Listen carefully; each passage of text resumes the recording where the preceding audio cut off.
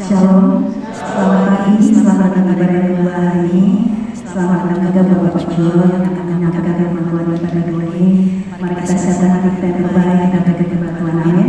Lalu sesuai dan nasihat yang hidup kita. Seperti firman pada Mazmur 86 ayat yang ke-12.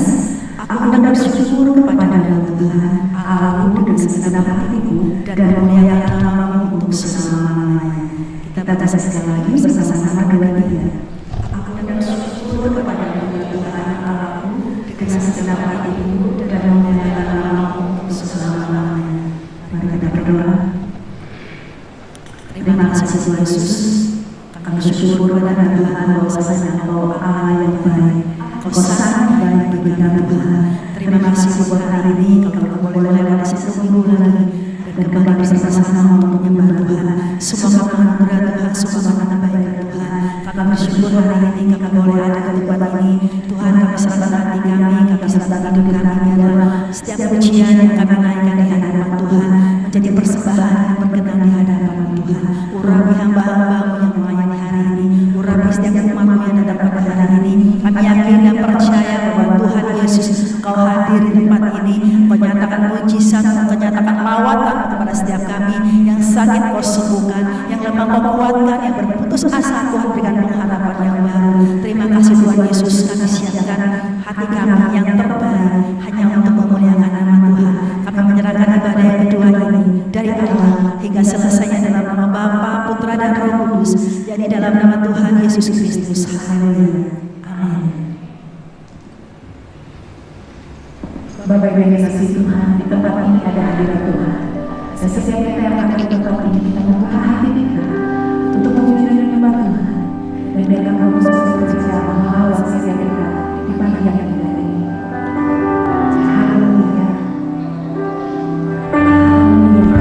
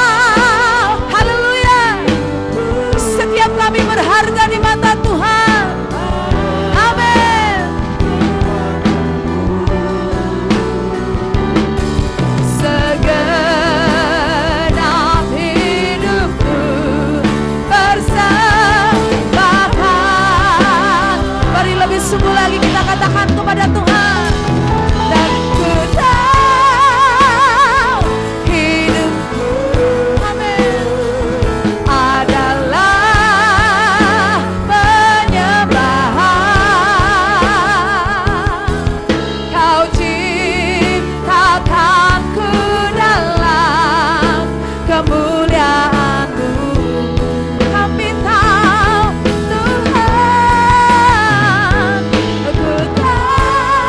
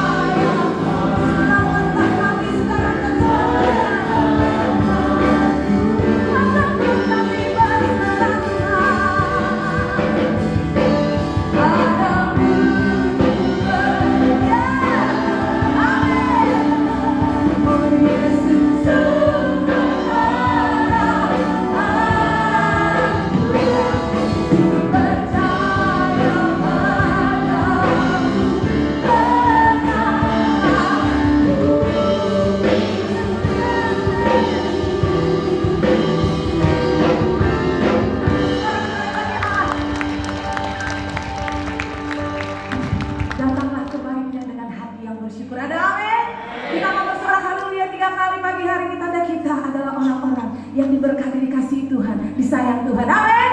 Kita bersorak haleluya 3 kali bersama dengan pemusik. 1, 2, 3. Haleluya. Satu lagi. Haleluya. Bersama-sama kita mengangkat Tuhan. Kita menari untuk memuji kemuliaan Tuhan. Amin. Haleluya.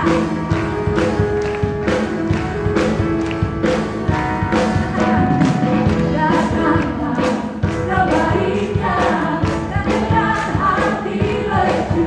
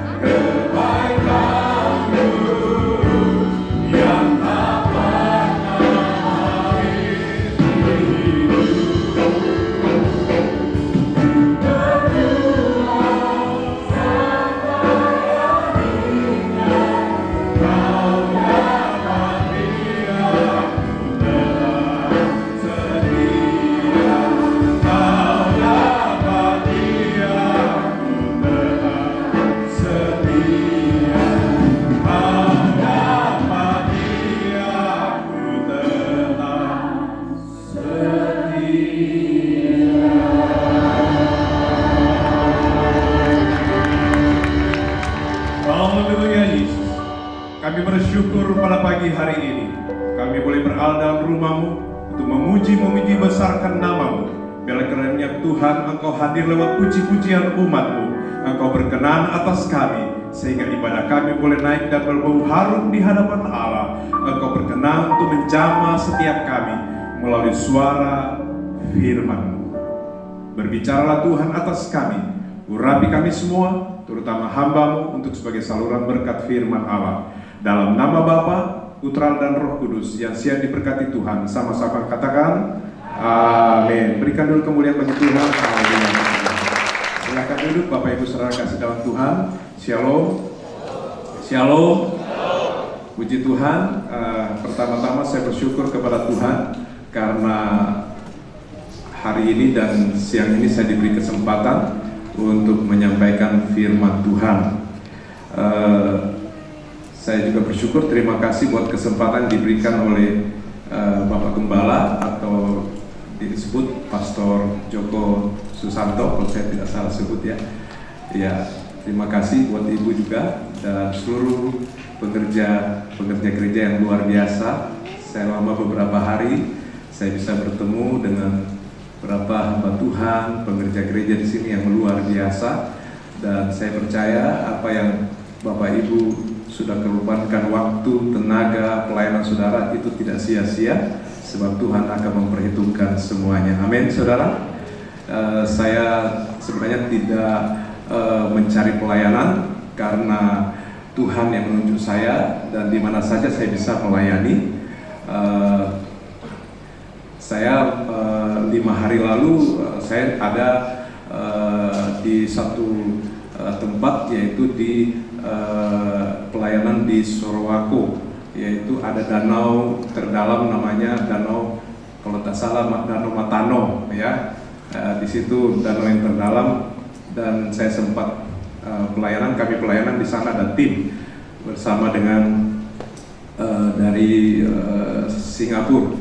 Lalu saya bersama istri, kami berlima. Istri saya mentranslate ke bahasa Indonesia, sama-sama melayani. Dan lalu 7 hari lalu saya ada di gunung, namanya di daerah Mamasa, Sulawesi Barat, yaitu daerah namanya Desa Nosu. Itu daerahnya di daerah ketinggian dan hampir setiap hari hujan, dingin sekali, sehingga kami harus bawa sendiri sleeping bag, harus pakai ini kadang-kadang kita flu karena dinginnya. Ya mungkin perkiraan saya sekitar 11 derajat atau 12 derajat itu kalau pada waktu sudah menjelang sore, tapi pada waktu sudah mulai menjelang jam 2 jam 3 itu sangat dingin ya, sehingga kadang-kadang kepala basah oleh karena embun.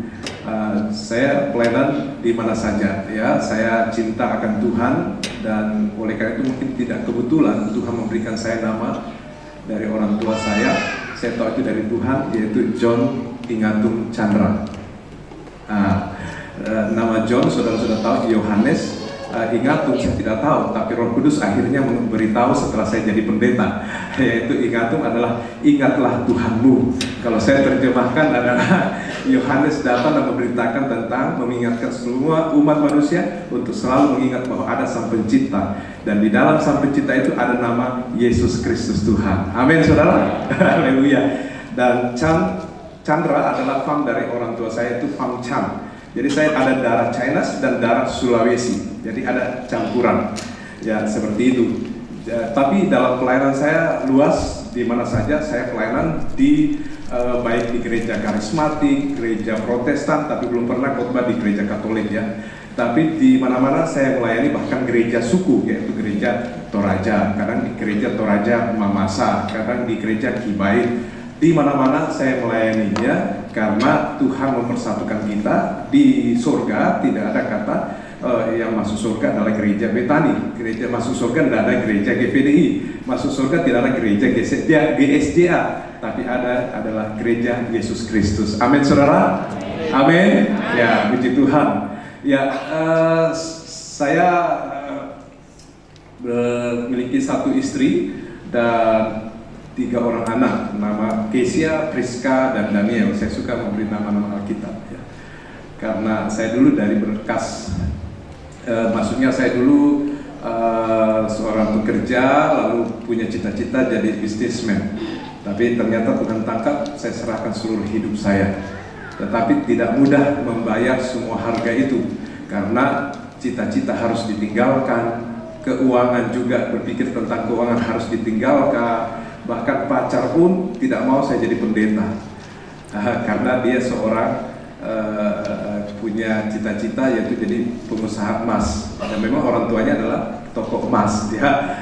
Tapi mau tidak mau saya harus memilih, ya itu tidak mudah.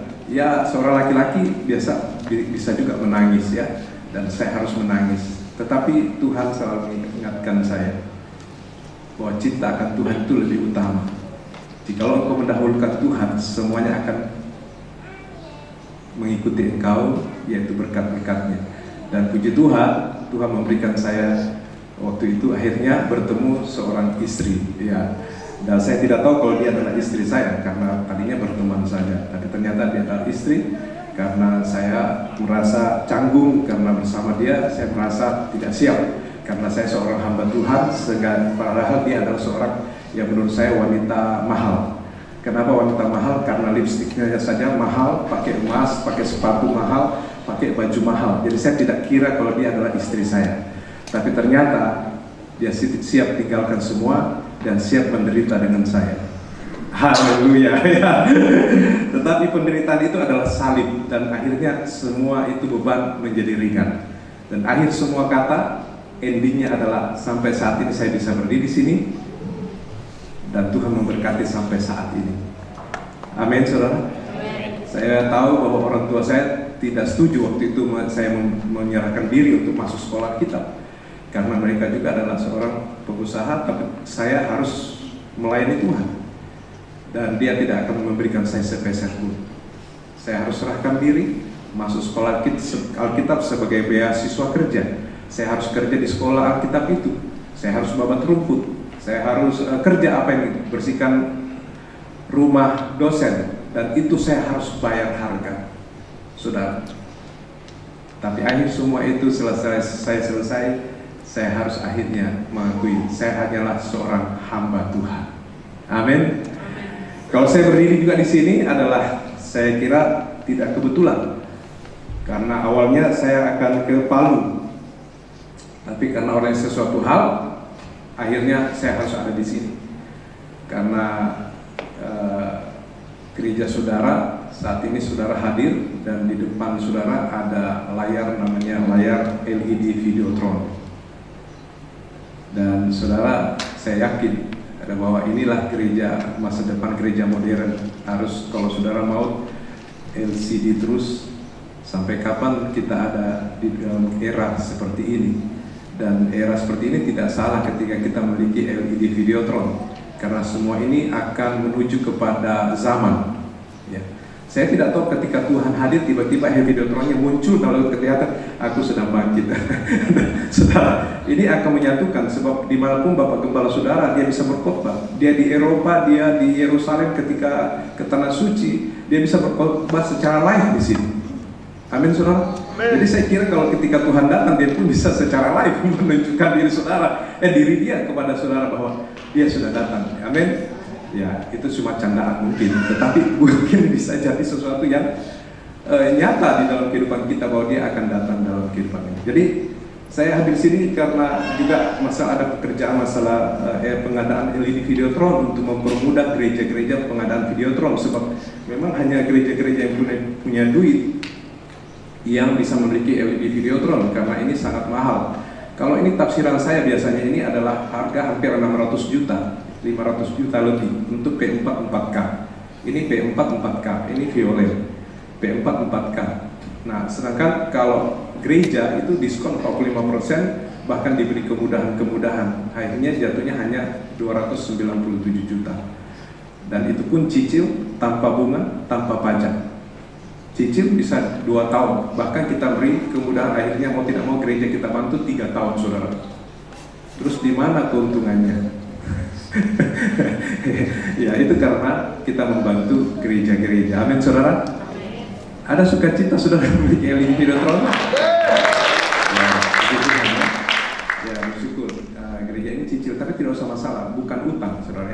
hanya pembayaran yang tertunda. Oke, ya. Oke, hari ini saya tidak berbicara tentang LD Videotron, tapi saya ingin bicara tentang firman Tuhan. Haleluya. Tema kita pada pagi ini adalah Yesus is the responsive. Saya mau terangkan, banyak orang Kristen tidak mengetahui bahwa Allah kita itu adalah Allah yang selalu ada dalam setiap kehidupan kita dan siap selalu merespon akan kehidupan kita. Banyak orang Kristen menganggap bahwa Tuhan Yesus itu menjawab doa. Saudara kasih dalam Tuhan, saudara salah, karena Yesus bukan hanya menjawab pertanyaan saudara secara lisan, tetapi dia menjawab secara respon. Respon dalam bahasa Indonesia adalah menanggapi setiap persoalan yang datang dalam kehidupan manusia. Bahkan dia membimbing, menuntun, menolong, menyertai dalam perjalanan hidup, sehingga dia tidak perlu khawatir tentang apapun yang mereka hadapi. Saya ambil contoh, kalau seorang ibu punya anak, ada anak tetangga, ada anak kandung sendiri, yang mana dia perhatikan? Pasti anak kandung. Ketika anak kandung itu dia akan terus memperhatikan, mulai ketika dia lahir, dia menangis, dia harus dengar, dia cepat tanggap, dia datang mengganti popok, atau mungkin sedang dia lapar dan dia menyusuinya. Waktu dia berjalan merangkak, dia harus cepat tanggap. Ketika anaknya baru berjalan dan mau jatuh, dia cepat menanggapi untuk cepat menopangnya. Betul? Betul? Nah, di dalam kehidupan kita, Bapak Ibu saudara kasih dalam Tuhan, kadang-kadang di dalam kehidupan kita merasa tidak begitu yakin, kepercayaan ada, tetapi tidak merasa yakin bahwa Tuhan ada di dalam setiap perjalanan hidup kita. Kadang-kadang kita menyampingkan Tuhan dalam kehidupan kita. Kita sudah memakai salib, kita sudah memakai logo, bahkan kata-kata ayat, lalu tapi kita kurang yakin tentang penyertaan Tuhan. Sehingga kadang-kadang hari Senin, Selasa, Rabu, Kamis, Jumat, Sabtu kita menempatkan Tuhan di sisi lain, lalu kita berjalan sendiri. Nanti pada waktu hari Minggu kita akan datang dan mengajak Yesus untuk masuk ke gereja dan kita beribadah bersama-sama pada waktu hari Minggu. Atau pada waktu kita mengalami kesulitan, kita akan datang kepada Yesus dan kita mengundang Yesus untuk datang menolong kita dalam setiap kehidupan kita. Nah, selama ini orang Kristen menempatkan Yesus hanya kadang-kadang sebagai jimat, atau kadang-kadang hanya sebagai hal yang segera sangat terdesak baru dia memanggil Yesus. Nah, saya mau beritahu, Yesus bukan sekedar nama. Yesus adalah Tuhan yang secara roh hadir di dalam setiap langkah hidup kita. Amin, saudara. God is good all the time. Setiap waktu di dalam hidup saudara. Dia adalah Allah yang baik yang selalu menyertai dalam setiap kehidupan kita.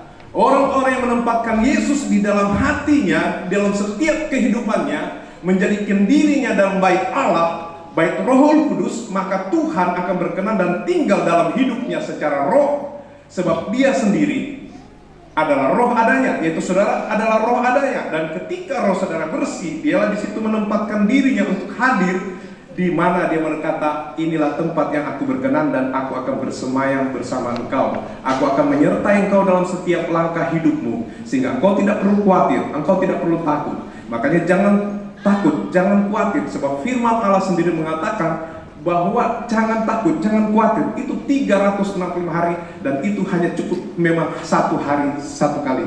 Dia tetap hadir dalam kehidupan saudara. Amin, saudara. Jadi ketika saudara mendapatkan suatu kasih karunia berkat Tuhan, saudara harus bersyukur. Ketika saudara mengalami masalah persoalan hidup, saudara harus bersyukur, karena firman Allah berkata, ketika aku hadir dalam hidupmu, maka segala kekhawatiranmu akan lenyap. Aku akan hadir, dan segala apa yang ada dalam hidupmu, aku akan berkata kepadamu, segala perkara dapat kutanggung di dalam Dia yang memberikan kekuatan kepadaku. Amin. Amin, saudara. Amin. Saya selalu berkata kepada jemaat, bahkan anak saya sendiri, tidak ada perkara yang tidak mustahil. Tuhan bisa berperkara. Jadi jangan pernah keluar dari kata mulutmu, saya tidak bisa. Kamu bisa. Apalagi ketika Allah di dalam Yesus Kristus Tuhan hadir di dalam hidupmu, maka pasti bisa. Kalaupun saat ini tidak bisa, itu adalah sesuatu yang tertunda. Maka ketika itu kita harus percaya siapa sebenarnya Tuhan Yesus Kristus, dan kita harus mengenal Dia, masuk di dalam Dia, dan kemudian kita serahkan seluruh jiwa, raga, dan roh kita, karena kita tidak perlu khawatir lagi karena Dia menjamin seluruh hidup kita. Jadi bukan hanya sekedar lisan bacaan yang Dia tulis lalu kita baca sekedar sebagai bacaan atau jimat, tapi hidupilah firman itu sebagai roh adanya yang saudara akan hidupi, sehingga itu akan membuat saudara sukses ke depan. Saudara akan berhasil, karena itulah firman Allah yang menjamin akan hidupmu, bahwa engkau akan menjadi kepala, bukan ekor. Engkau akan aku tinggikan, engkau akan aku sanjung dan muliakan. Bahkan aku akan menempatkan apa yang engkau tidak duga, aku akan berikan kepadamu. Amin saudara. Bukankah Allah kita itu hebat? Bukankah Allah kita itu adalah besar? Bukan Allah kita maha kuasa? Dia mampu saudara. Amin. Sekarang kita bisa lihat di IKN. Saya kemarin di pesawat, saya melihat ke bawah sebelum mendarat pesawat ini. Sebelum mendarat ke Tarakan, saya melihat ke laut. Saya terheran-heran. Ada ribuan, ada ratusan. Jadi kalau hitung sehari bisa ribuan kapal-kapal pengangkut batu, pasir dari Sulawesi Tengah, Palu, menuju ke IKN. Kalau saudara tidak percaya, saya sudah jalani Palu dan saya lihat sepanjang jalan tuh gunung-gunung itu didoser semua, diledakkan, dihancurkan, dirobohkan, lalu diangkut pakai eskavator, lalu diangkut ke truk, lalu truk itu yang besar diangkut lalu dekat pinggir pantai, ditaruh di perahu pengangkut batu dan pasir. Batu-batu itu gede dimuat dan dibawa perjalanan menuju ke seberang, yaitu di Kalimantan, di IKN, masuk ke kota Balikpapan atau mana pelabuhan saya nggak tahu, tetapi itu yang terjadi. Sesuatu yang mustahil tapi itu akan terjadi. Dan imbasnya adalah Tarakan akan diberkati Tuhan. Pertanyaannya, apakah saudara siap? Dan ketika saudara Tarakan menjadi berkat, saudara diberkati oleh Tuhan melimpah, apakah saudara masih mengingat Tuhan sampai saat ini? Saudara pengusaha, Tuhan izinkan saudara kaya, tapi jangan pernah memiskinkan saudara akan iman saudara. Mari kita lihat responsif berikut. Bahasa Indonesia, kata responsif itu adalah dia sangat proaktif. Dia proaktif dalam hidup saudara. Dia akan kooperatif, dia mengerti kekurangan saudara. Tuhan mengerti kekurangan saudara. Amin. Dia kritis.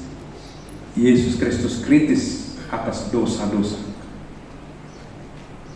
Suportif, dia akan support saudara supaya saudara jadi pemimpin, saudara menjadi besar, saudara tetap semangat, saudara yang khawatir, takut, lemah, sedih, dia akan menghibur saudara. Amin. Dia akan support saudara. Dia peka terhadap situasi yang dialami umatnya. Yang terakhir adalah tahu akan kebutuhan kita. Sebelum saudara berdoa, dia sudah tahu akan kebutuhan saudara. Ada amin? Ada amin? Puji Tuhan. Beri kemuliaan dulu bagi Tuhan. Jadi dengan apa yang kita lihat di sini, itu ada dasar ayat-ayat firman Tuhan. Bukan sekedar logika atau ilmu pengetahuan, tetapi dia perkatakan firman itu kepada umatnya yang percaya. Mari kita lihat di dalam Alkitab kita.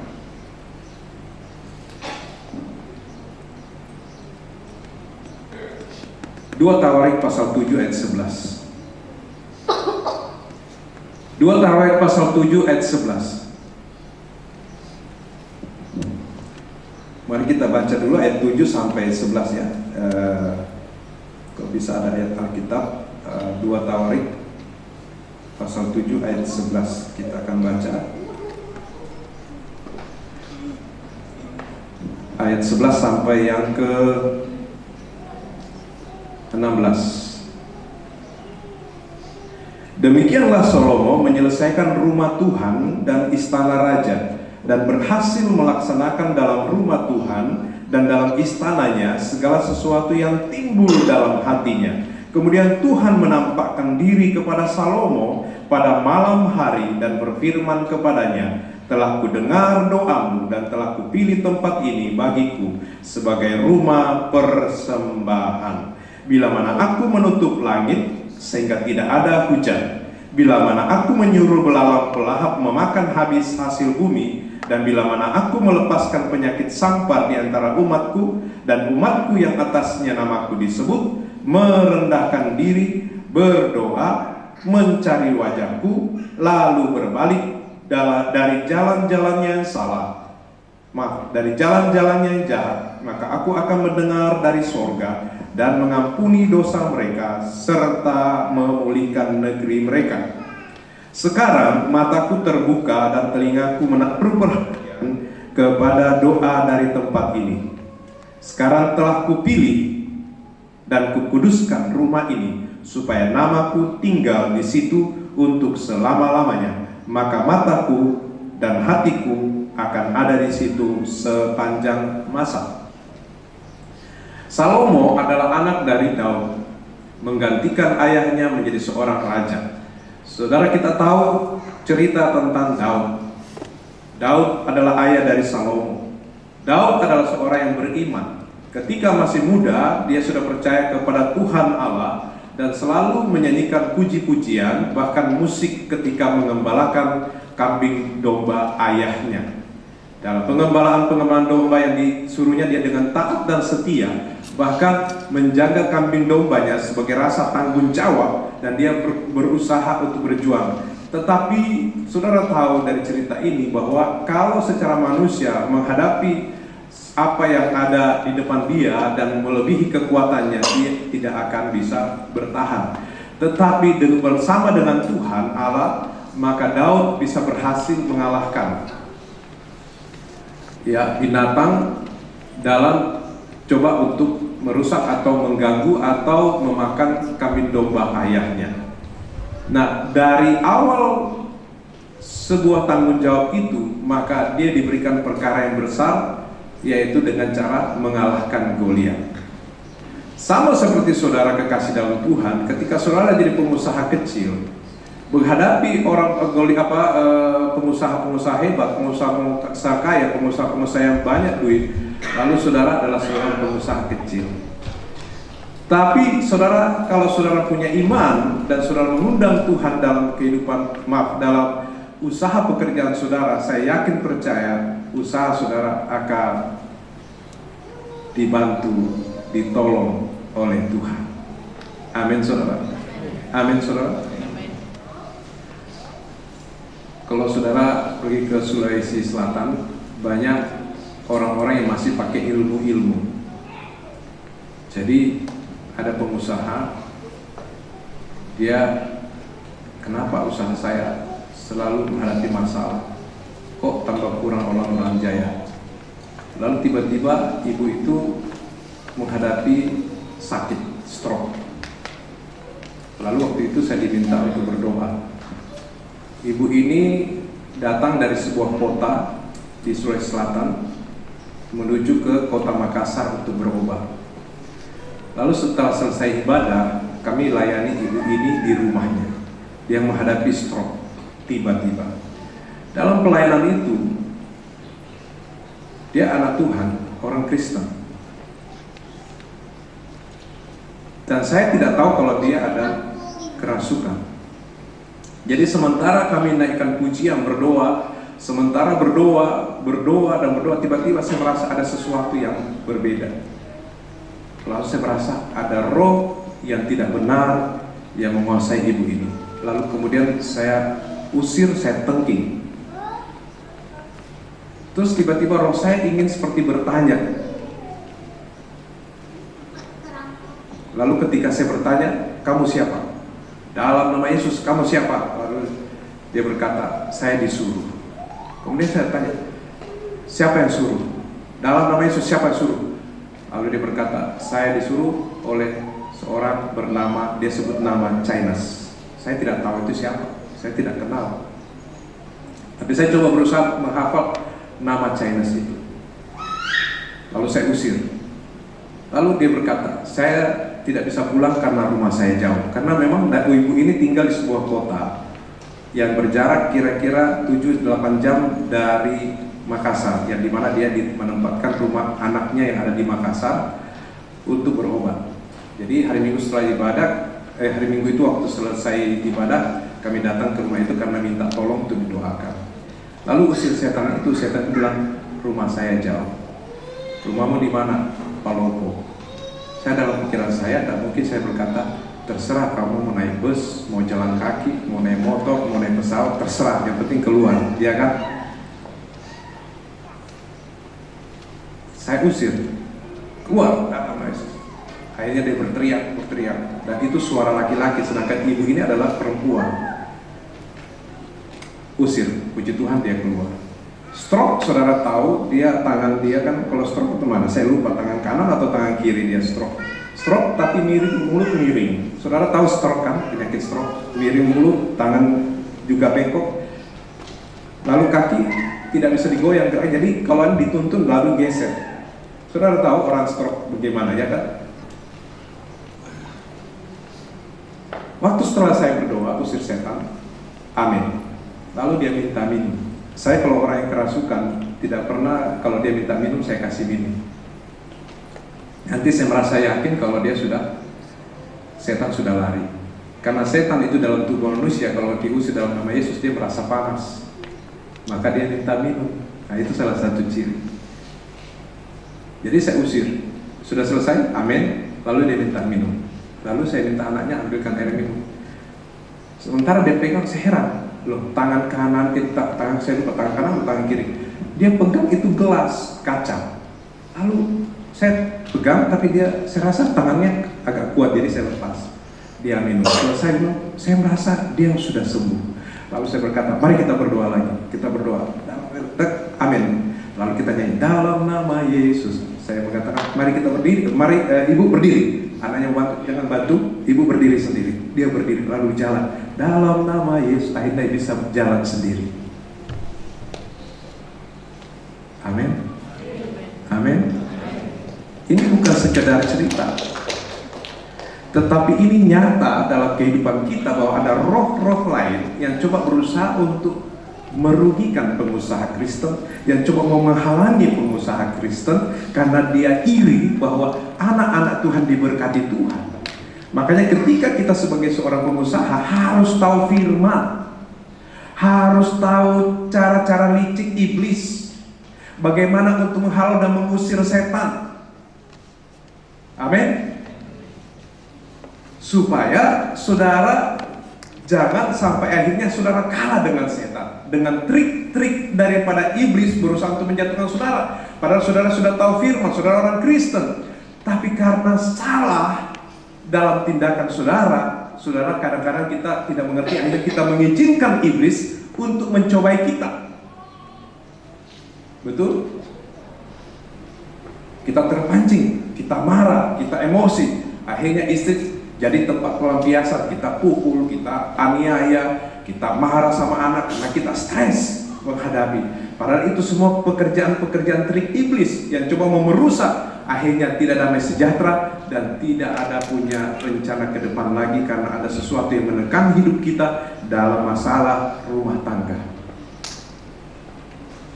Nah, itulah akhirnya kita membuat kita tidak bisa mencapai tujuan karena kita terhalangi oleh hal-hal yang ada di depan kita. Kita tidak bisa berlari untuk mencapai kesuksesan baik dalam soal segala hal di dalam kehidupan kita ketika kita punya rencana untuk kesuksesan.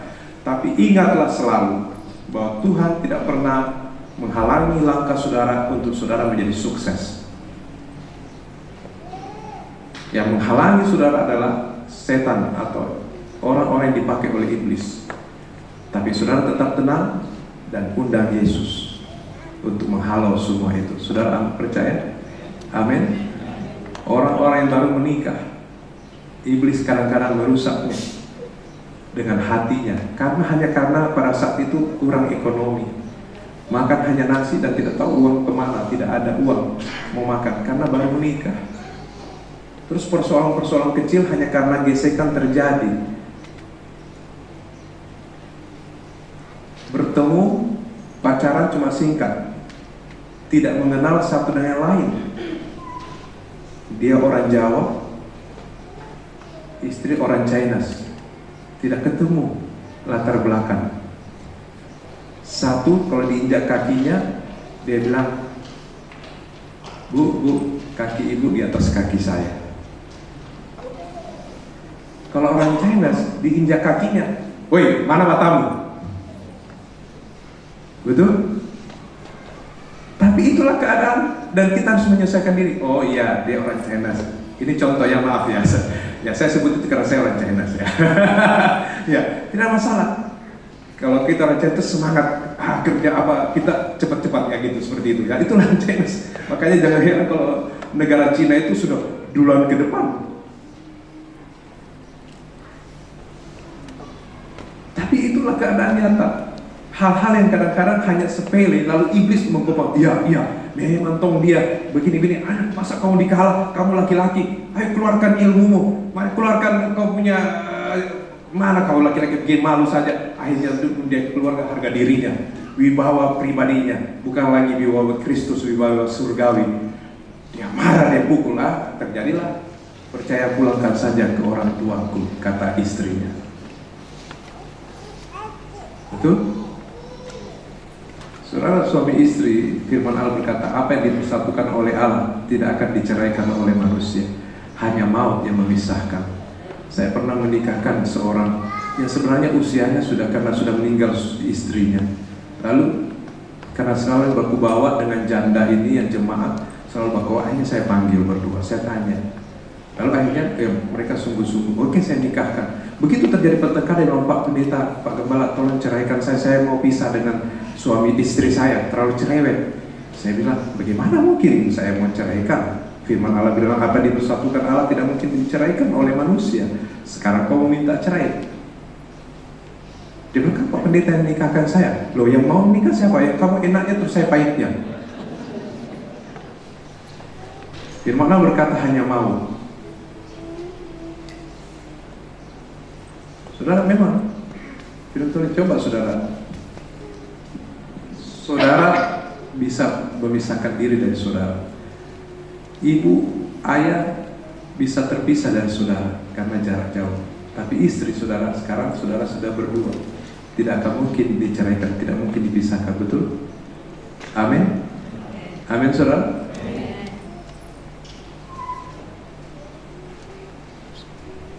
Coba saudara yang praktek. Saya mau tangan saudara. Ini rata. Sekarang yang tengah ini di bawah. Yang tengah di bawah. Terus ini di atas semua ya. Oke, bisa. Ini di bawah, ini di atas, dan tangan harus. Sekarang jari jempol digerakkan, bisa nggak terpisah? Bisa? Ibu, saudara, bapak, saudara terpisah dari saudara, bisa. Sekarang saudara atau sahabat apapun, saudara bisa pisah? Bisa tarik menunjuk? Bisa ya? Sekarang yang paling kecil, bisa nggak? Bisa. Sekarang kalau jari manis, kalau menikah, di mana titik? Jari manis? Bisa? Bisa? Tidak bisa. Berarti apa? Suami istri tidak bisa dipisahkan. Kecuali apa? Tangan saudara dipotong. Kecuali maut. Amin. Kecuali maut. Jadi jangan ada di sini ceraikan saya. Jangan. Banyak terjadi karena godaan. Sekarang banyak janda.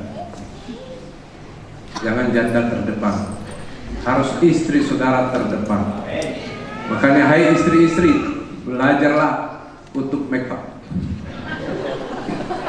Belajarlah untuk supaya saudara punya model. Saudara sekarang semua apa yang bisa dirubah. Mancung, sudah apa, hidung saudara mancung ke dalam bisa mancung keluar.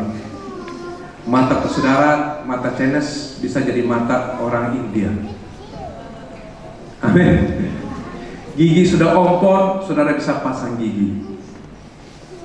Kepala yang tidak punya rambut bisa punya rambut. Nah, amin. Biarkan begini. Oh iya, ciri khas. Haleluya.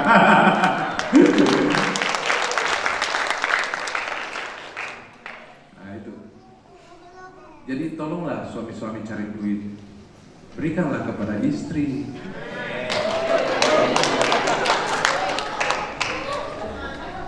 Ya. Berikanlah kepada istri. Saudara jangan belikan baju dia, nanti dia merasa tidak cocok. Sayang, saudara kasih duit, biar cari sendiri bajunya. Pergi ke salon, wah pasti senang dia. Kasih, kalau ada bisa kartu kredit, kasih kartu kredit. Ya, ya coba istri-istri bilang, Pak bertobat Pak. Ya, amin. Istri saudara cantik, cuma tidak dipoles. Coba poles. Sudah banyak saya lihat gadis-gadis yang dulu berantakan, begitu pulang dari Jakarta, ya ampun cantiknya luar biasa. Dari mana kamu, kayak seperti sudah datang dari bulan ya? Atau datang dari mana matahari, tiba-tiba kau berubah sekali. Cantiknya, harumnya, luar biasa. Dari mana? Dari salon di Jakarta, ya gitu ya. Amin. Jadi saudara harus gitu dong. Nah tapi istri-istri juga harus berubah cara ngomongnya, jangan cerewet ya. Ya toh, ya coba bicara yang baik, yang mulus, terus layani suami dengan baik, masak yang enak. Apa sih kesukaan istri? Suami, oh dia suka kopi, udah kamu belikan kopi yang enak, masak bikinkan kopi. Kan dia lagi pergi kerja, terus doakan dia, Pak ini saya belikan Bapak makanan enak ini, saya buatkan Pak gitu. Ya layani dengan baik supaya suami-suami tetap betah. Amin. Betah bahwa ada istri saya perhatian, ada anak-anak saya yang selalu memanggil ayah, papa, papi atau apa. Ya, supaya tidak rasa jarang. Nah, itulah apalagi tantangan kehidupan kita saat ini. Kita menghadapi tantangan kehidupan, yaitu ada namanya dunia nyata yang saat ini saudara hadapi, ada juga dunia maya yang saudara lihat. Pagi-pagi bukan dulu pergi doa atau nyapa istri, bukan dulu lihat istrinya ada di samping, tidak, tapi ambil handphonenya dari atas kepala lalu lihat handphone. Lalu anak-anak muda kita, kadang-kadang anak-anak remaja selalu handphone terus, tidak ada waktu untuk handphone. Selalu ada waktu untuk handphone, tapi tidak ada waktu untuk yang lain. Tapi ada dunia kita juga, ada dunia namanya dunia roh. Kita harus jangan kesampingkan bahwa kita juga ada di dalam dunia roh. Amin. Setan-setan itu bergentayangan, dan setan-setan itu bisa menggoda dari berbagai cara. Ya, oleh karena itu Bapak Ibu Saudara kasih dalam Tuhan, penting sekali ada roh Tuhan dalam kehidupan kita. Oleh karena itu mari kita percepat ayat ini yang kita baca. Saya tidak berpanjang lagi, tetapi ayat ini kita mau baca karena kita akan saya akan melayani di ibadah keempat, akan menyambung tentang apa yang saya ingin sampaikan tentang Yesus is the Revolution. Nah, ini kita akan lihat pertama, yaitu bahwa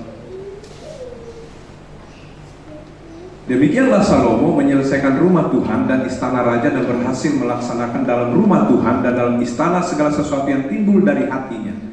Jadi setelah dia lihat ayahnya, setelah dia lihat kehidupannya, dan kemudian itulah yang menjadi di mana firman Allah berkata bahwa buah dari sebuah pohon tidak akan jatuh jauh dari pohonnya. Dan Salomo mengikuti jejak ayahnya dan menjadi seorang raja, dan imannya seperti Salomo, sehingga dia tidak merasa sejahtera ketika dia tidak membangun dulu rumah Tuhan.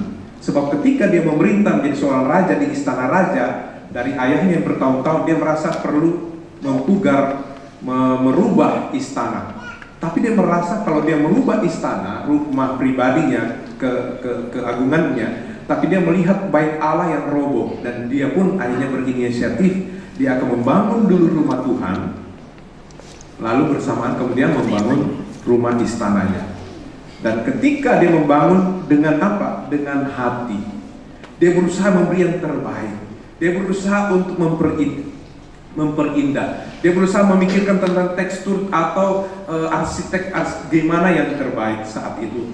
Dan dia ingin berusaha, akhirnya dia menggerakkan umat atau menggerakkan rakyatnya untuk juga menyumbang untuk supaya mereka ada ambil bagian di dalam membangun rumah Tuhan.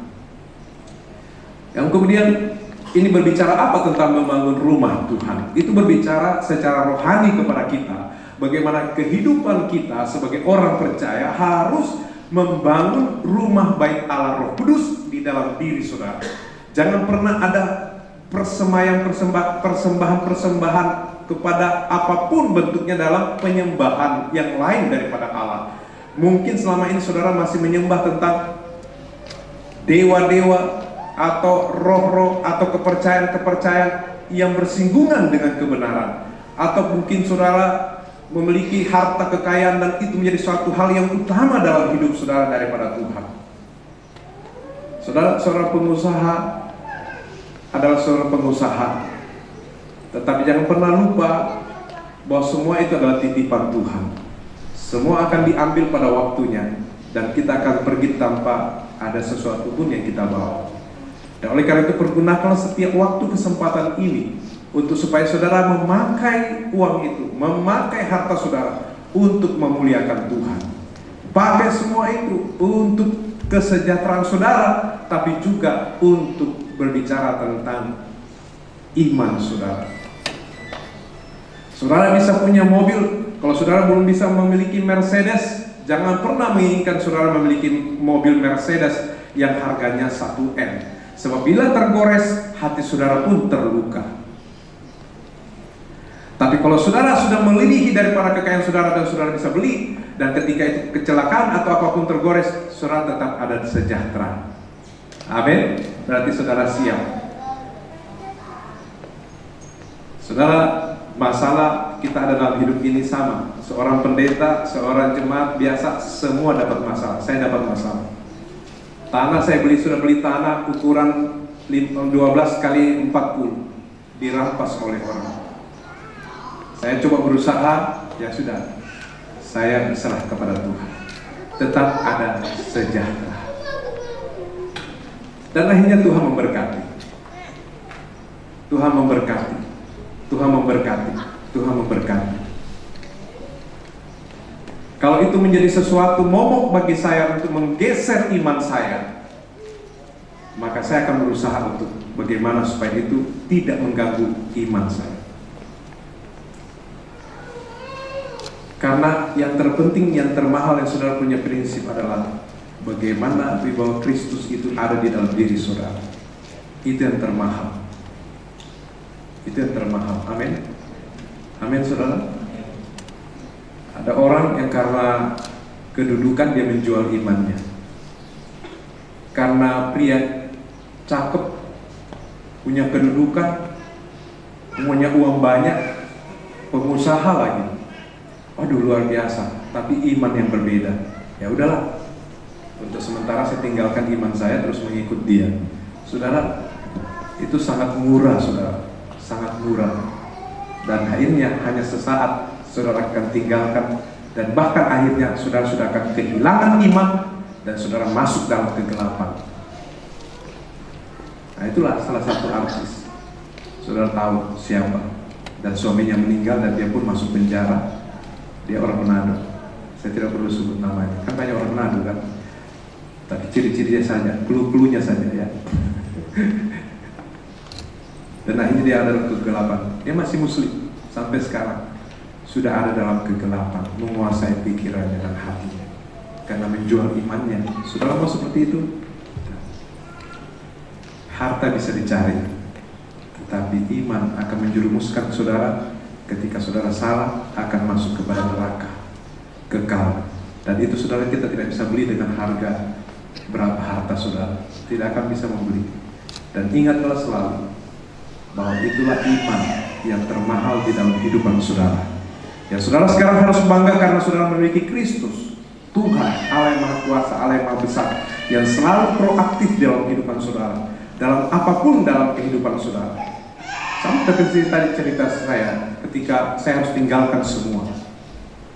Saya tinggalkan pacar hanya karena dia tidak mau jadi saya seorang pendeta. Tapi apa yang terjadi? Tuhan ganti dengan wanita yang terbaik bagi saya. Dia hanya seorang singers. Kami berbeda organisasi gereja. Tapi ketika pertemanan itu saya coba melihat dia melayani. Tapi saya bilang, Tuhan, apakah dia? Tapi dia wanita yang mahal. Saya tidak sanggup. Tapi ketika saya berjalan bersama-sama dan saya bertanya, saya panggil dia, kamu tahu saya pendeta. Saya pendeta tapi saya tidak punya apa-apa. Saya cuma punya iman di dalam melayani Tuhan. Kamu tahu saya pendeta. Kalau saya jadi pendeta, Tuhan berkata, oke, Pastor John, kamu melayani di desa. Kamu siap tidak? Dia bilang, saya siap. Berapa bulan kemudian saya bertanya hal yang sama. Berapa bulan kemudian saya bertanya lagi. Karena saya merasa sudah jatuh cinta, tapi persoalannya, aduh, kayaknya susah ya. Apa ini mustahil atau gimana? Saya kurang iman. Karena pikiran saya begini, kalau saya datang melamar ke orang tuanya, nanti orang tuanya, apa pekerjaan pendeta, berapa gajimu? Jadi kamu datang ini untuk melamar anak saya dengan pakai apa? Apa saya mau bilang jawab? Hanya iman.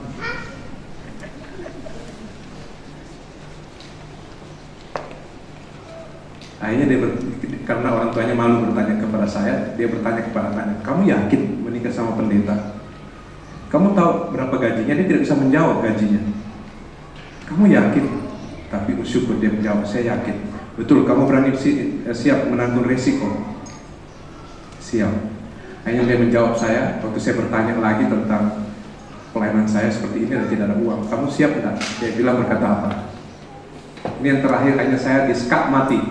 Dia berkata begini, seandainya saya bisa membelah dada saya, engkau akan lihat hati saya.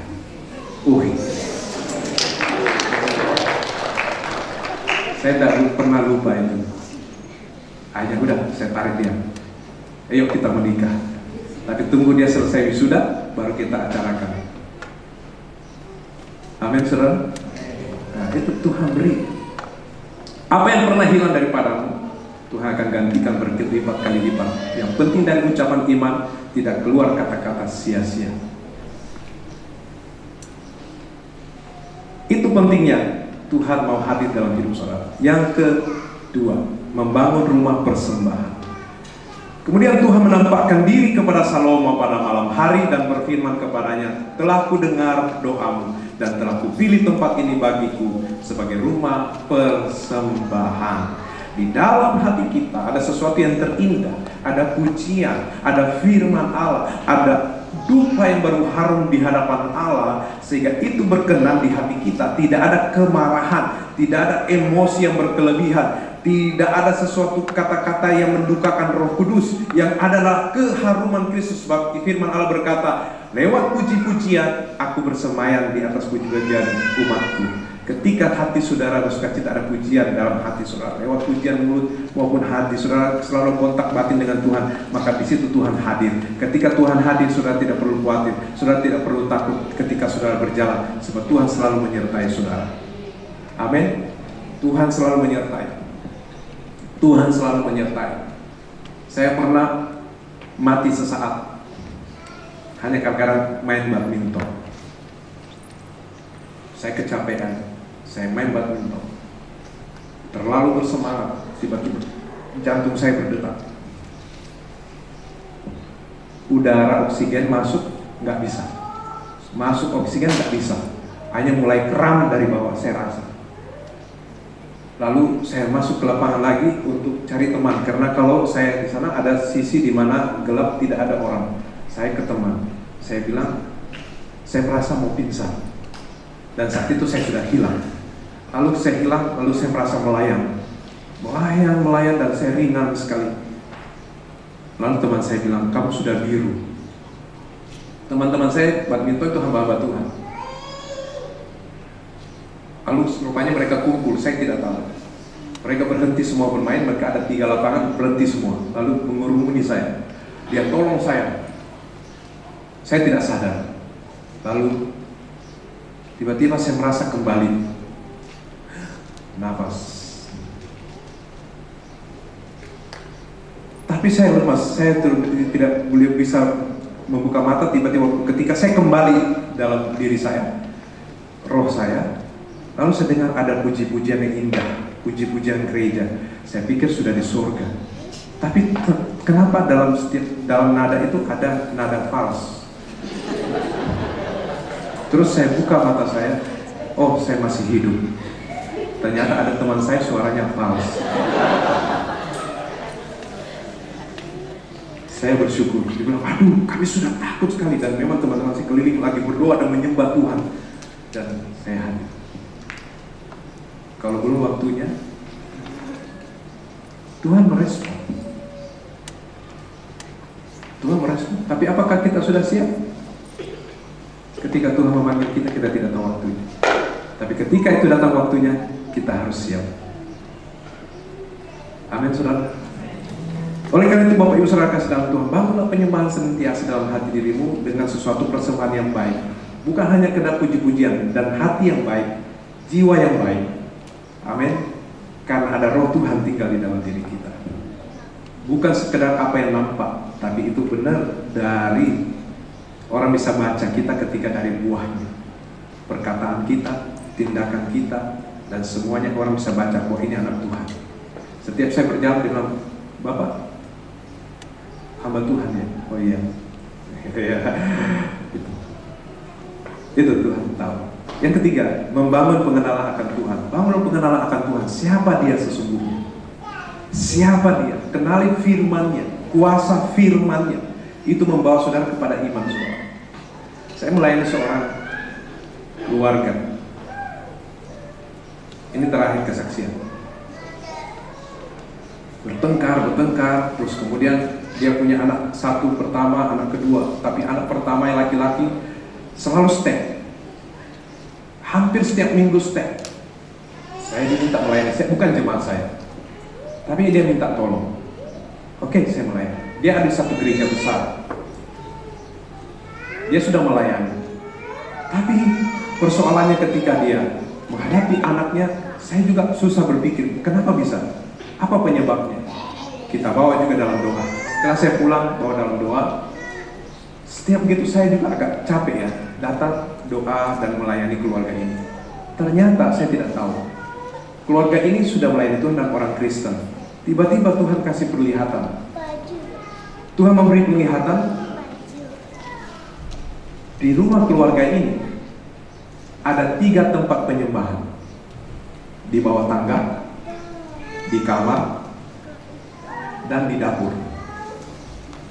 Lalu kami datang. Saya sama istri datang terus melayani. Ternyata suaminya lagi keluar daerah. Saya layani ibu ini. Ibu, saya mau tanya sesuatu hal. Kami juga bawa doa dalam doa buat anak ibu. Kenapa selalu ada step? Lalu saya tanya, Ibu, saya kan pernah dengar ibu dulu suami dari Buddha, tapi sekarang sudah Kristen dan melayani. Tapi keluarga keluarga suami ada yang kalau itu cacat mental ya, karena pernah juga begitu panas tinggi, akhirnya rusak otak. Nah, pada waktu pelayanan itu saya bertanya, adakah tempat seperti kalau orang Buddha itu ada tempat sembahyang di tangga? Dia bilang, oh ada di Jalan Bandang. Kalau yang ada Tuhan kasih lihat di dapur, oh ada di Malili, itu rumah orang tuanya. Lalu yang di kamar, oh ya ada juga di Bandang, di Makassar. Nah, terus saya bertanya, ada permintaan dari Roh untuk meminta anakmu menjadi pengganti persembahan dari kakak, dari suami ibu. Saya minta, jujur, ada nggak penyembahan dilakukan? Oh iya Pak, suami saya sering beli bahan terus bawa ke Malili, lalu sama ibunya, karena tinggal ibunya jadi sembahyang bersama-sama, tapi dia tidak percaya. Lalu kasih makan anaknya hasil penyembahan. Rupanya Roh itu minta regenerasi, minta generasi berikut. Akhirnya saya minta, kapan suami pulang, kalau bisa kita layani sama-sama, oke? Setelah itu suami datang, dia telepon, kami datang melayani. Lalu saya minta mereka berlutut minta ampun. Singkat cerita, mereka minta ampun. Sejak saat itu, di mana obatnya itu sudah 1 kaleng obat, dan pernah waktu kami pelayanan kritis itu adalah ketika suaminya tidak ada, keluar daerah, dan jam 11:30 dia telepon saya, minta tolong Pak Pendeta, karena kebetulan rumah saya dengan rumah dia tidak jauh. Kami datang dan melayani, dan dia anaknya sudah pingsan. Akhirnya kami bantu, saya angkut anaknya, dan akhirnya saya bantu untuk pegang itu sendok karena dia takut gigi lidah, dan saya bantu. Dia bawa mobil, ibu itu bawa mobil, saya bantu dan sampai ke rumah sakit, ditolong. Puji Tuhan, akhirnya tertolong. Akhirnya kami pulang, rupanya anak itu bersaksi, Mak, tadi saya bertemu Tuhan Yesus, dan saya melihat itu banyak sekali anak-anak. Tapi Tuhan bilang, kamu pulang dulu. Hanya saya pulang. Saya tidak mau tapi disuruh pulang. Oh puji Tuhan. Dan itu masuk surat kabar gereja mereka yang besar di sana, gereja GBI Philadelphia. Masuk surat kabar, wah mereka bangga. Saya datang lagi, jangan bangga. Jangan bangga, harus bertobat dan kembali kepada jalan, tinggalkan semuanya.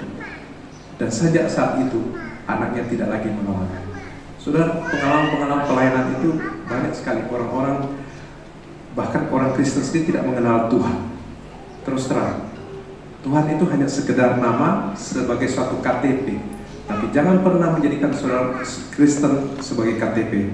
Jadikan kepercayaan di dalam Yesus Kristus sebagai sebuah kehidupan. Yang sekarang saya dengar wibawa surgawi itu ada pada saudara. Amin. Wibawa Kristus itu ada pada saudara. Karena saudara anak Tuhan. Pegang itu, saudara anak Tuhan. Jadi Tuhan mau saudara berhasil di dunia ini dan berhasil di surga. Kalau saudara mengalami masalah rumah tangga, persoalan apapun, saudara rukun dan tetap tenang dan berdoa, pasti ada jalan keluar. Saya tahu di sini semua pasti semua punya masalah. Mungkin masalah ekonomi, mungkin masalah pekerjaan, mungkin masalah pacar, mungkin masalah dalam rumah tangga suami istri. Apapun masalah saudara yakin bahwa masih ada jalan keluar. Dunia ini tidak hanya selebar seperti pepatah, selebar daun kelor. Dunia ini sangat luas. Masalah pacar itu saudara sangat rugi ketika saudara hanya karena seorang pria saudara mengakhiri hidup. Hanya karena seorang wanita saudara mengakhiri hidup. Itu hanya orang-orang yang tidak mengenal Tuhan yang melakukan bunuh diri. Hanya orang-orang yang tidak mengenal Tuhan yang kecewa berat dan tidak mau datang lagi ke gereja. Hanya orang yang tidak mengenal Tuhan yang kemudian menceraikan suaminya atau istrinya. Hanya orang-orang yang tidak mengenal Tuhan yang kemudian hanya karena masalah ekonomi menjadi masalah yang kemudian dia menjadi stres dan gila dan tidak punya lagi masa depan. Hanya tinggal di rumah, menyesali hidupnya, menyesali nasibnya. Tapi saya mau berkata pada pagi hari ini, saudara adalah milik Tuhan dan saudara adalah berharga di mata Tuhan. Dan ketika saudara berharga di mata Tuhan, ingatlah selalu bahwa Tuhan masih ada di dalam hidupmu. Masih ada peluang, masih ada kesempatan. Yang kadang-kadang tertunda jawaban itu, tapi jawaban itu sudah ada di depan saudara. Hanya selangkah saudara sudah menemukan jawaban itu. Jangan pernah kecewa, jangan pernah putus asa. Amin. Amin. Karena Tuhan selalu hadir. Dia merespon setiap kehidupan kita. Tuhan itu nyata dalam setiap kehidupan kita. Jangan pernah menyerah. Amin. Siapa yang pernah sini hampir menyerah? Anaknya sakit. Baru-baru ini saya hampir menyerah. Istri saya sudah menyerah karena sakitnya tidak tertahan lagi. Batu di empedu, batu di ginjal, hanya karena persoalan dia diet ekstrim. Dia diet sampai hanya dalam waktu 2 bulan dia bisa turun sampai hampir 30 kilo. Dan itu mengganggu metabolisme tubuh, mengakibatkan muncul batu-batu. Baik kalau batu-batu permata, tapi ini batu-batu ya. Saya bawa ke Malaysia berobat, panggil dokter bilang itu sekitar murah sih 65 juta. Tapi saya bilang oke, kita tunda dulu, kita berdoa minta mujizat. Tapi dia sudah tidak tahan, bolak-balik masuk IGD. Begitu sakit, tengah malam jam 2, jam 3 harus bawa lagi. Aduh, itu bolak-balik. Selalu ketika disuntik dia sudah nyaman. Dan hari terakhir ketika bulan keberapa itu dia sudah tidak tahan. Dia bilang, saya menyerah. Saya menyerah. Saya mau dioperasi. Dan saya merasa karena kebetulan ada jemaat gereja kami yang berkata jemaatnya operasi empedu, diangkat empedunya, dan kemudian hanya 1 minggu lebih dia meninggal. Dan itu menjadikan dia merasa akhir dari hidupnya. Lalu dia titip anak-anaknya kepada saya. Saya bilang, saya nggak mau jaga anakmu, saya mau pelayanan. Dia bilang, ketika mana kamu? Itu anakmu. Saya bilang, maksudnya saya tidak mau biarkan kamu begitu menyerah. Ya, jangan berkata sesuatu yang menurut saya itu bukan iman kita. Kita berdoa. Kalaupun jalannya ya udah kita serah, tapi pokoknya beriman kamu masih mau dipakai Tuhan. Kamu masih muda, umur 49. Ya, saya 50, waktu itu 53 tahun, sekarang 54. Saya bilang, jangan menyerah. Jangan menyerah. Kita selalu doa, anak-anak kumpul kami berdoa. Tapi akhirnya dioperasi. Saya sedih. Di kamar itu saya sedih.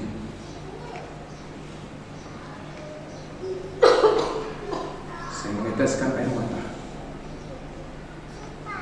Sebelum Tuhan, saya tidak mau menyerah. Saya masih cinta, saya masih butuh.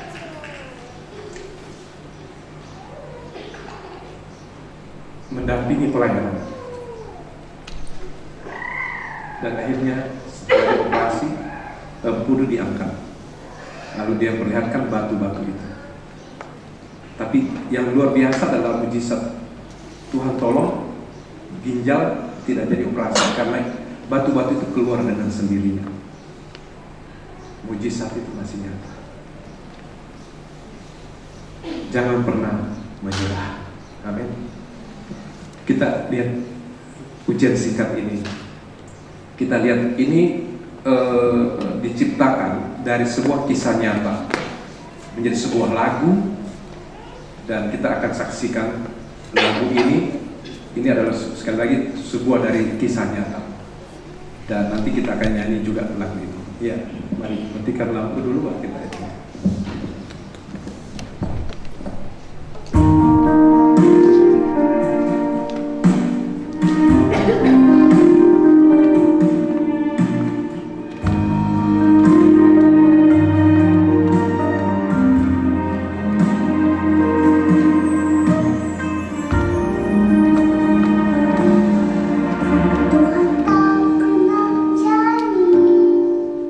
Langit selalu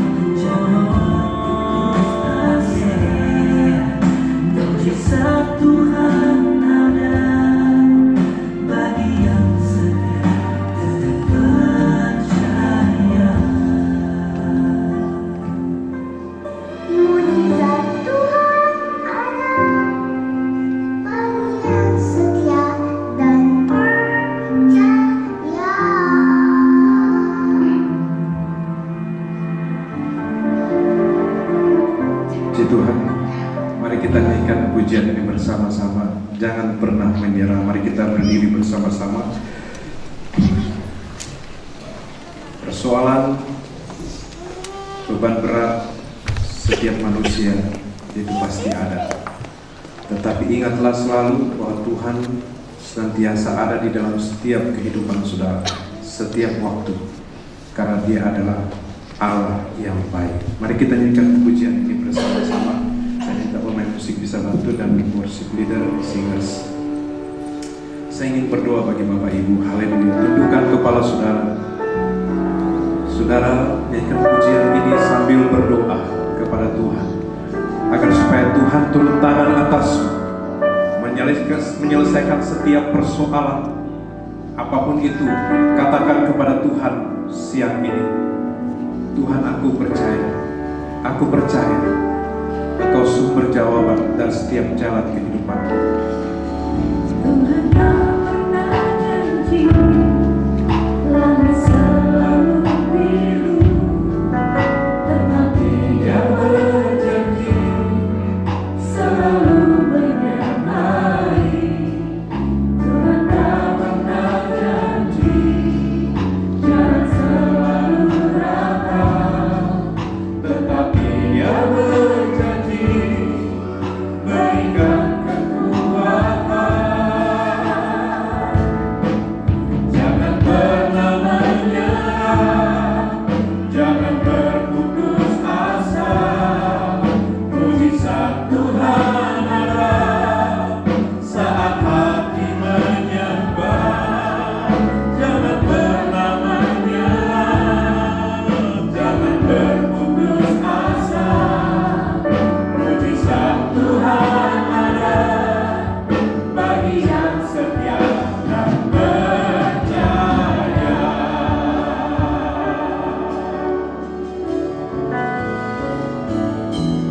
Tuhan tak pernah janji, tapi selalu biru. Haleluya Yesus. Tetapi Dia berjanji Kami percaya, selalu menyertai. kami beriman, Tuhan tak karena Engkau ada di setiap jalan kami, dalam setiap waktu kami. Karena Engkau adalah Tuhan yang baik, yang setia, yang maha kuasa, yang selalu proaktif dalam setiap kehidupan kami.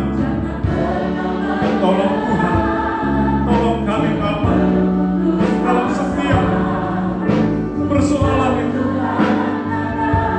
kami hadapi, masalah yang kami hadapi, kami tetap yakin dan percaya Tuhan Engkau melihat, Tuhan Engkau campur tangan. Berikan kami jalan keluar, berikan kami kuasa, mujizat pasti terjadi dalam nama Yesus.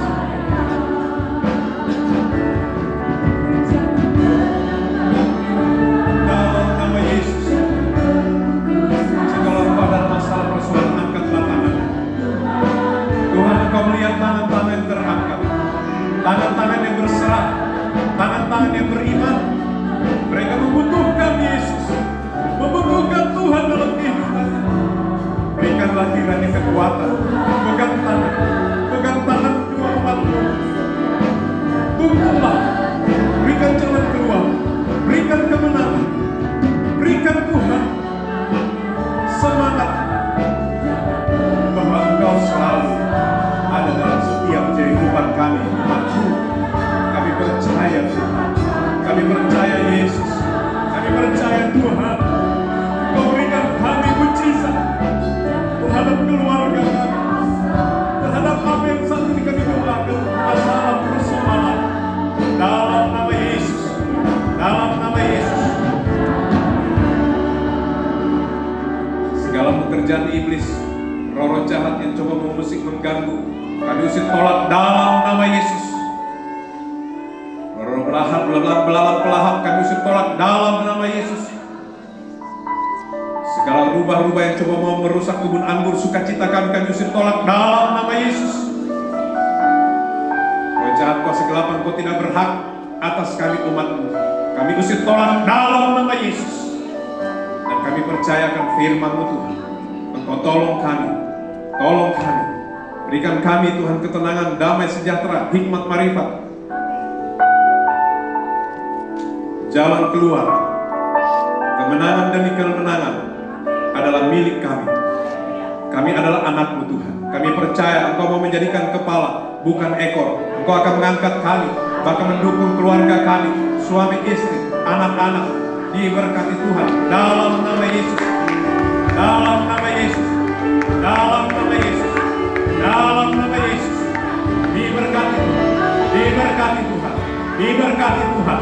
Dalam nama Yesus. Haleluya. Terima kasih Bapa. Terima kasih Yesus. Engkau telah berfirman bagi kami. Kami mengucap syukur. Dalam nama Bapa, Yesus Kristus Tuhan dan Roh Kudus, kami sudah berdoa. Amin. Puji Tuhan, Tuhan memberkati. Silakan duduk.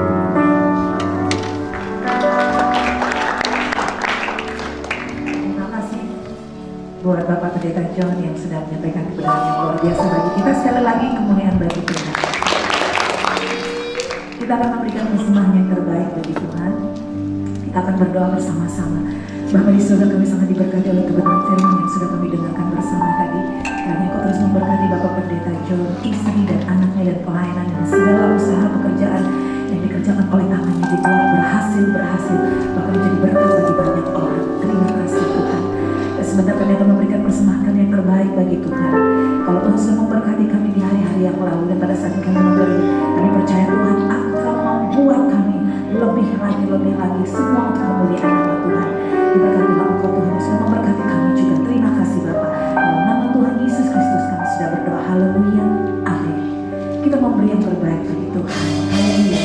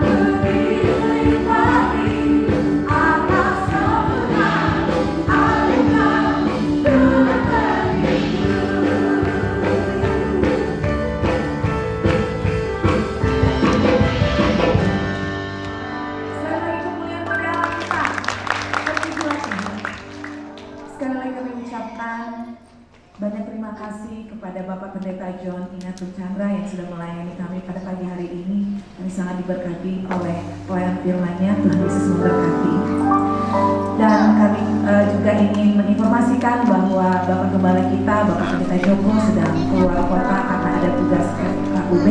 Dan kita berdoa dimanapun Bapak Pendeta kita berada saat ini, kiranya anugerah kasih Tuhan selalu ada menyertai Bapak Pendeta Joko sehingga besok merencanakan untuk bisa kembali ke Kota Tarakan dan bisa berkumpul bersama dengan jemaat terkasih di tempat ini.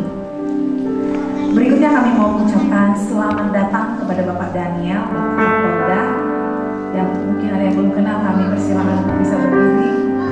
Iya, ini. Ya.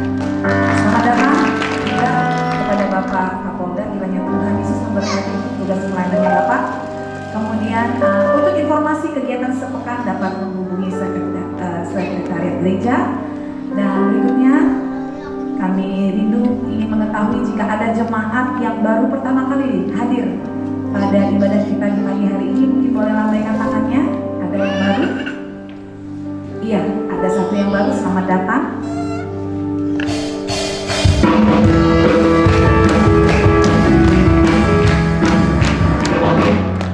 Saudara bukan orang asing dan pendatang,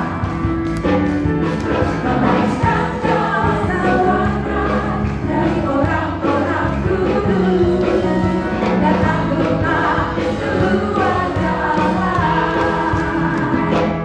Saudara bukan orang asing dan pendatang, amin. Kelaikan awas tawarna dari orang-orang kudus, dan anggota keluarga. Di tempat ini terdekat